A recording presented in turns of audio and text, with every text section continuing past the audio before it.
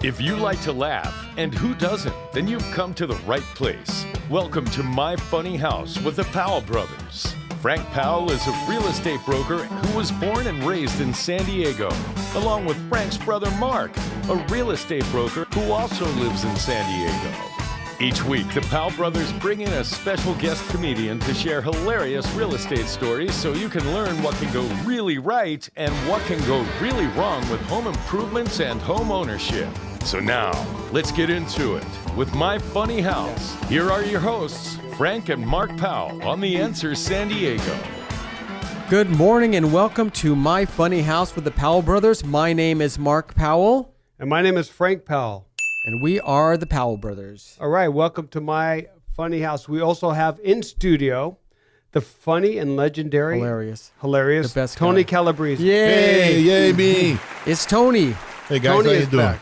It's Tony Calabrese. Aren't we missing somebody though? We are missing someone. Our sister and our partner, Maria Herman, is on a little vacay. She's traveling and she's having a good time. So a shout out to her. We miss you. We'll see you next week. Maria, the producer of Comedy Heights here in San Diego. Yes, she's actually the producer of us as well. She does. Yeah. She helps us do all this stuff. She's the brains behind it. Somebody needs to be. Exactly. Look at us. Look at the three of us. We can't get much done if it was just us. We can even have one. Put them all together. Maybe we can make one good brain. Mark, what are we talking about today? Today we're talking about job opportunities in real estate that do not require a college degree. Oh, and that's good. You're going to be surprised how many opportunities there are in real estate where a person can enter with a high school diploma and in their first year make six figures. I don't want to push and say seven, but six figures pretty easily. How about five? Five figures, yeah. Okay. Yeah. Well, they can make some good money. One of the jobs that does not require a college degree is a real estate investor. You want to share what that is, Frank? What's a real estate investor? Well, that's somebody who will invest, who wants to buy properties or land and try to maximize their profits, and they actually sell it. So they're holding on to it with the intent to flip it. They're called flippers or investors. And so you see sometimes on television, the late night when you're sitting there eating ice cream or whatever, some guy will come on and say, "I'm going to teach you how to be a real estate investor, and you don't have to be a realtor to do this. Follow my 10-step plan and give me $15,000." That was big in the 90s. Here comes the money. Here we go. Remember, there was all those guys. Oh, yeah. And they're always crazy. Why were they always sitting on the hood of a really expensive car? Well, you know what? Or a boat. Yeah, a boat. Yeah, it was always the same thing. Wearing white, a lot of white. Yeah. And then you'd all sucker and get their video. Back then it was VHS tapes, remember? And it comes with this. But that's not all. Yeah. Just listen to these tapes. Yeah, that's a good one, real estate investors. Does that include the people that, like, let's say you want 10 people and each of you throws in $20,000, right, to look for houses? That's part of their whole thing. Is that what they'll do is they'll assemble people and they'll form limited liability corporations, and they'll get a bunch of people to invest, right, and buy a house, and everybody shares a profit. But I can honestly say I don't know a single person that walked out of high school and just did that. No, there's a little bit of life experience. I know a lot of goes people into that. You know, you don't just all of a sudden come out of high school. Hey, I'm going to start getting a bunch of guys together. We're going to buy a few pieces of property. Yeah, but these aren't just like high school kids. These are like adults that just didn't go to college and they can just That's what read. I'm saying. They had some life experience. Of course they do. Yeah. You don't have, just because you don't have a college degree does not mean you're smart. I know I know a lot of people with degrees that aren't that smart, and I know a lot of people. How about Steve Jobs? Oh, does he? Yeah, he didn't go to college. No. He went for one semester and quit. There's a lot of people that didn't. So many people. Oh yeah, the head of what's his name? Yeah, college. CEO of Twitter. College is overrated unless you were there for a specific reason. I mean, I got a degree, but I went there for a specific degree. You don't always need it to achieve things in America. No. Well, the next job that we want to talk about is the most basic real estate job. It's a residential real estate agent, but that does require training. It requires you to take 3 courses in real estate. So it doesn't mean... Well, it also requires an examination that's statewide that you have to pass in order to get your license. So you do have to study. But again, you don't need a physical examination.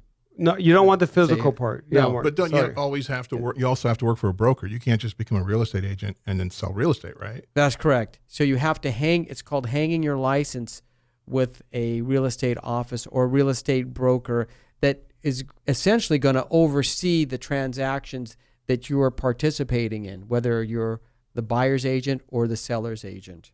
And that's the difference between the old thing, an employee versus a contractor, right? Well, that's right. So people do real estate a lot because they don't want to have a boss. But some real estate companies will actually hire you and pay you a salary. Yeah, well, that's called obviously the broker of record, because they are responsible for the overall accomplishments or the things that go wrong with their agents. So they do have to oversee, because if you do get sued, they always go after the broker of record. So the broker of record is responsible for the agent. Sometimes when a person is selling a house and they're with their seller and they're negotiating the commission, the seller will say, well, I don't really want to pay that much in commission. It's a little bit too high. And the standard average is 2.5 for the listing side. But does the agent get that entire commission, Frank? No, this is, I just had a good friend of mine, we're about to sell his house, and he didn't even know this.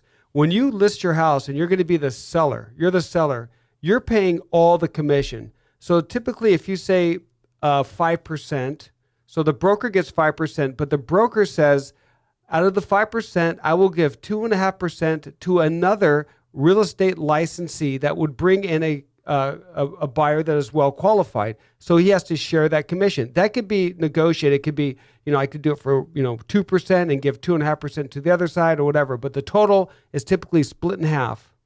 And for most agents, when they get their commission, let's say that they're representing the buyer and they get their 2.5%. A percentage of that commission goes to their broker. Well, yeah, a percentage of that goes to their broker. And then some money also goes to the transaction coordinator. Right. It's called a split. So if you get your real estate license and you go to a broker, they typically do like a 70-30 split, which means that, we're going to supervise you and we're going to get some of what you do and we're going to help you and we're going to coach you and we're going to train you. But when you get that 100% commission, we're going to get 30% of it and you keep 70. Right. It's real estate or the mafia. Yeah, exactly. Everybody's getting a cut here. Give me a cut. Everybody gets a piece and a piece of the action here. Okay, so you can be a residential real estate agent or you can be a commercial real estate agent, which is kind of cool, Frank. What is that? Well, it's kind of cool, and you can make a lot more money, but it takes a lot longer. And it's called playing with the sharks. It's a very sharky environment, Shark infested, and that's when you want to sell a business or a building. So a residential house is totally different, different qualifications and training and experience that you need. Yeah, here comes a shark. You got to be careful with the commercial side. You got to know what you're doing, and you got to sell that huge building. Imagine any building you could picture selling that for multi-millions of dollars. Well, the commercial side does not have something called RESPA, which is Frank, you want to tell them what it is? You want me to? You go ahead. It's like Real Estate Settlement Procedures Act, which kind of protects agents and sellers to some degree. It's a law that was put in there to make sure that everybody is doing what they have to do properly and abiding by all of the laws, rules, and policies and procedures that we all run by in real estate. The commercial side could get way more creative. They can actually say, they can use like other than property they can use to sell a building. They can include, an island. And they can include a boat. They can include all sorts of stuff. A jet, yeah. So there's right. So the commercial side is way different than the residential side, and that's why you should either stick with I would say residential or be commercial, but don't try to be both, because each of them have their own list of qualifications and training. I can tell you what it's like. You have a driver's license, you can drive a car, but can you drive a semi-truck? Right, there you go. Special training. You need special training. But also within the commercial side itself, you can be a commercial leasing agent, you can sell strip malls, you can sell REITs, real estate investment trust, where you get a portion of a strip mall. Right. Now, the cool thing about being a leasing agent is that the commercial broker can get a percentage of that lease every month. So let's say you have a lease and it's $10,000 a month and you get 10% of that every month. Who can do the math? Somebody take out their Apple. Well, I'll tell you what, and they can also do it yearly. So most commercial real estate agents are just that. They handle leases. So let's say any shopping mall, you have 50 businesses in there. That's 50 separate leases. And that's what the typical commercial real estate agent does. They handle the leases and they get a low percentage of those leases. So you can make a good career doing that. Yeah, because you get paid every month. Yeah, you get paid every month. And if you know how to do contractual agreements and you like to read and do all that stuff, that may be for you. Well, some commercial agents will sell, they're called multi-unit residential income properties, or essentially apartment complexes. So anything over 4 units, so 5 or more, are commercial, and you can do really well, especially in a market like this. You have to have a certain personality, though.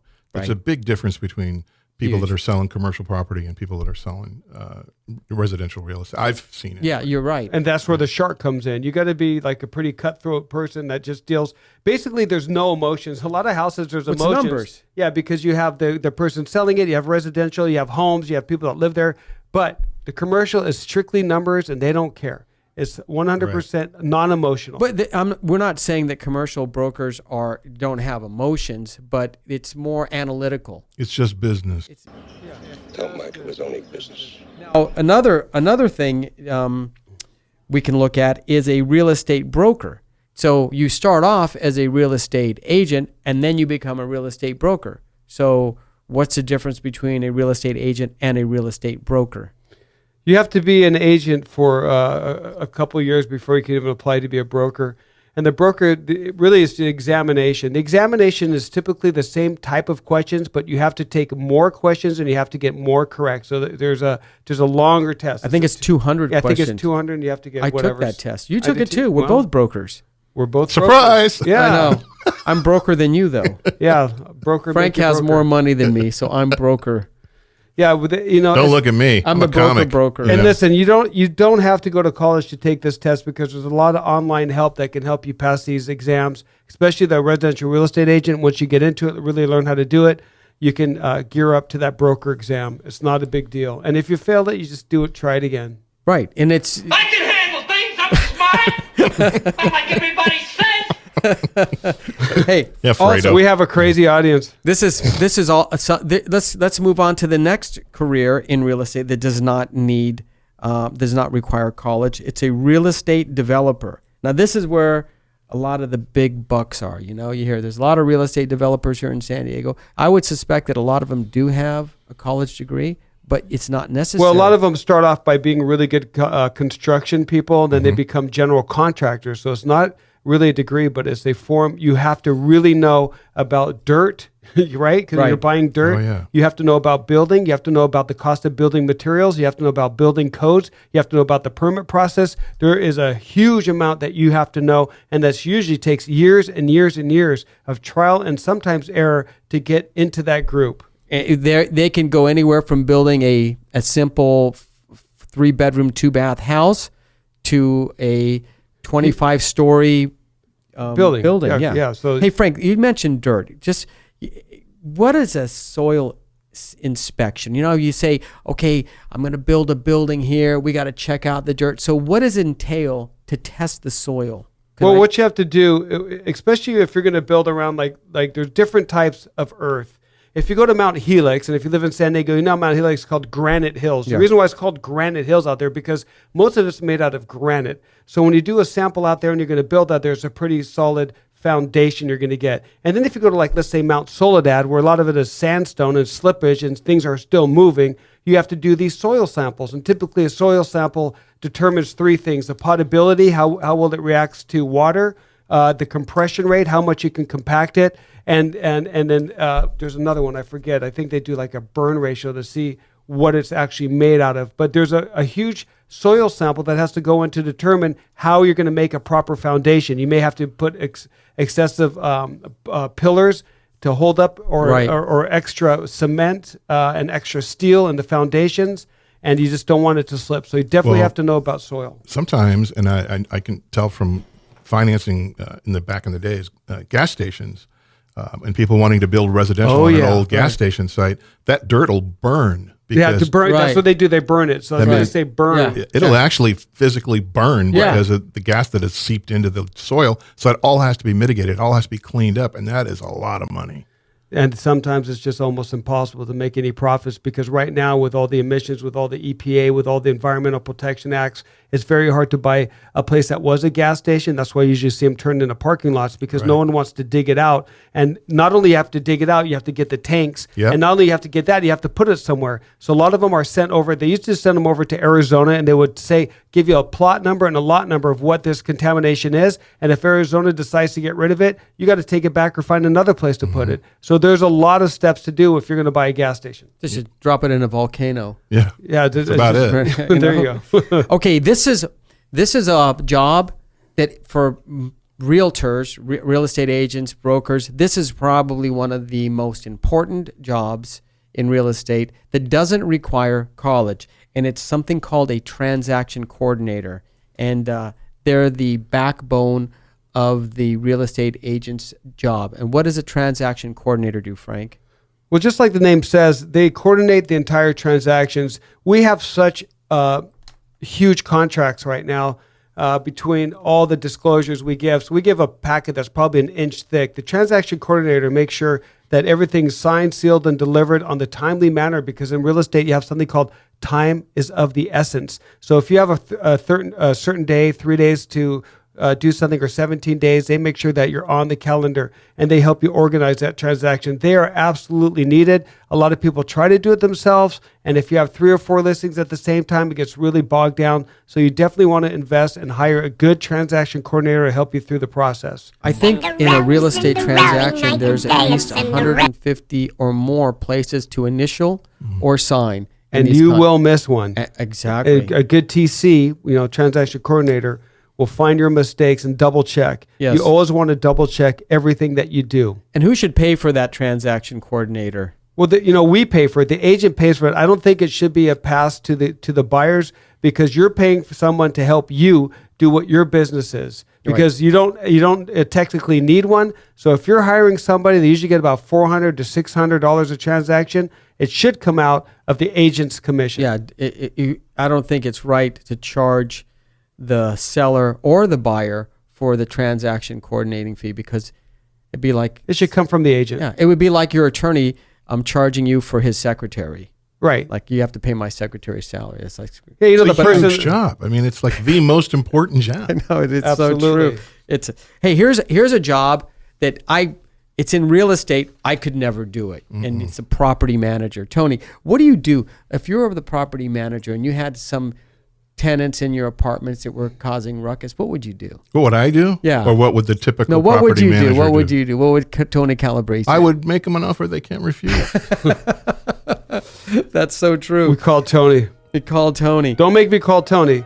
The property manager is very essential. Just that name right there, Tony, Tony Calabrese. Right. Here's what happens with a property manager. They're the ones who handle the leases, the complaints, the move-ins, the move-outs, the cleaning before, the cleaning after. So a property manager can handle an apartment complex that has 500 units in it, or it can just be a single-family home. The most important thing they do, Mark, which you didn't mention, was they do the background check on the people that are going to move in. Right. So they check their credit score, they check their history, they see if they have any references, and they see whether or not, how many places they've been evicted from or if they have any evictions. So it's very, very important. If you are going to buy a house for an investment, I would definitely recommend that you hire a good property manager to do all that, so you don't get that call in the middle of the night that the porch light doesn't work or the garbage disposal is broke. Right. The property manager handles that, and they usually charge around 10%. Yeah, it's 8 to 10%. 8 to 10. It could go up or down depending on what house it is and what you want them for and what you really want them to do. But it's worth every penny. It's worth every penny. Absolutely, because if in the middle of the night you don't want to do that. Well, I tell you, when I had I've had some rental properties, and I remember one day I get this call and they said the garbage disposal is not working. So I went to the house and there were coffee beans all jammed up under the garbage disposal blade. I'm like, there's coffee beans in here, and the renter said, yeah, we saw it on TV. If you want your sink to smell good, put coffee beans in there, like that kind of stuff. Like they get that stuff all the time, though. Right. Or they get the people that put the grease in the pipes and then it goes halfway down and explodes. yeah. But the property manager is hired for one reason: handle the headaches. You know what I had? I had the dog. I had the dog that kept eating the sprinkler heads. You know, every time the sprinkler went on, the dog would eat the sprinkler. Oh yeah, they like that. They like to chew bite on the it. water. Hey, so here's another one. How about a home inspector? What does a home inspector do? Frank or Tony? A home inspector has a good general background of construction, and what they do is every time you buy a house, you definitely want to get it inspected. That's one of our advisories. Get a home inspector. Don't waive that. Even if you say you want to buy it as is, you definitely want a home inspector to go in there.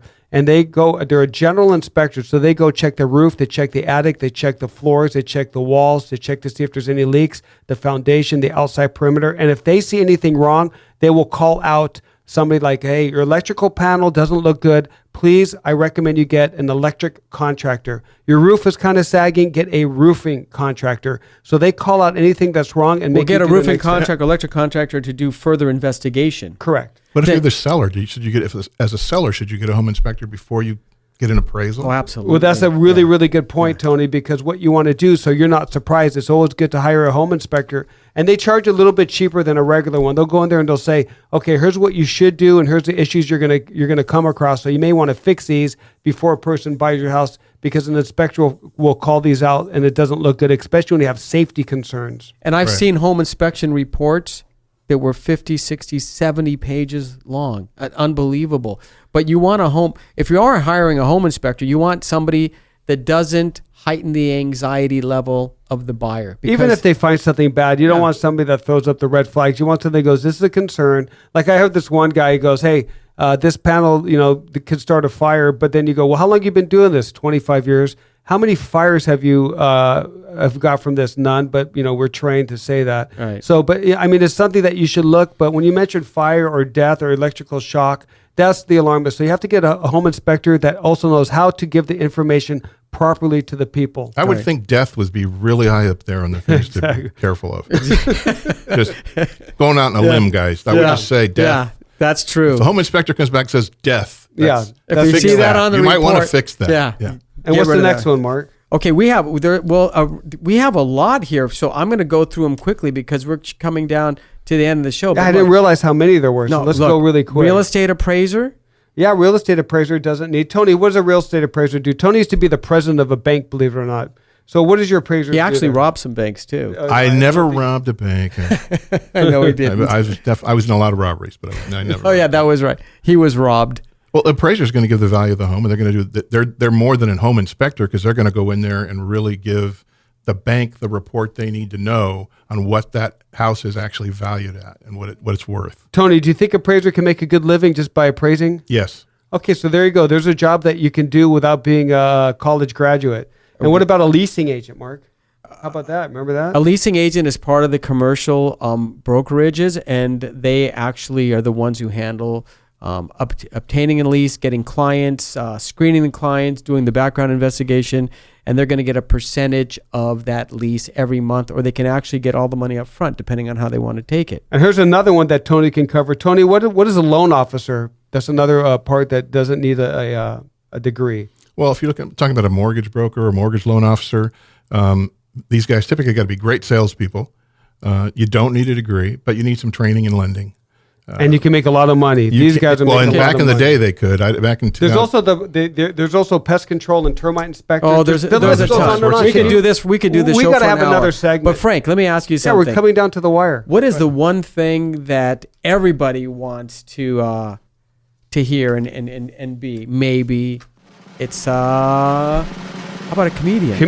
Comedian. Everybody wants to be me. Yes. Everybody wants to We be like to make Tony. people Tony, laugh. how do we get a hold of you? I'm on Facebook, Instagram, Twitter, TonyCalabrese.com. Or how you doing at TonyCalabrese.com. Oh, you got to check him out in And his don't forget dry bar. ComedyHeights.com for Maria and Comedy Yeah, Heights. Maria Herman doing the production at Comedy Heights, and those guys are doing don't really forget. well. So look that forget up. to- And how do we get in touch with us, Mark? Tell You can the give us a people. call at 858-922-7725 or hit us up online at powellbrothersrealty.com. And you can find us on YouTube, My Funny House with the Powell Brothers, and you can look at our faces, and you can check out Tony Calabrese. We look forward better next week face. when Maria returns. Yes. Maria Herman, a shout out to you. Have a good vacation. Hey. You deserved it. Maria. Thank you so much. Take care, guys.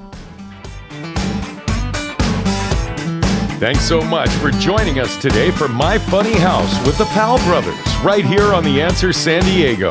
Join us next week as the Powell brothers bring you more funny stories of what can go really right and what can go really wrong with home improvements and home ownership, and bring the laughs to you with yet another hilarious guest comedian. To find out more about the Powell brothers, be sure to check out their website at powellbrothersrealty.com, or you can visit myfunnyhouse.com. Again, thanks for being with us, and we'll see you next week for My Funny House on The Answer San Diego.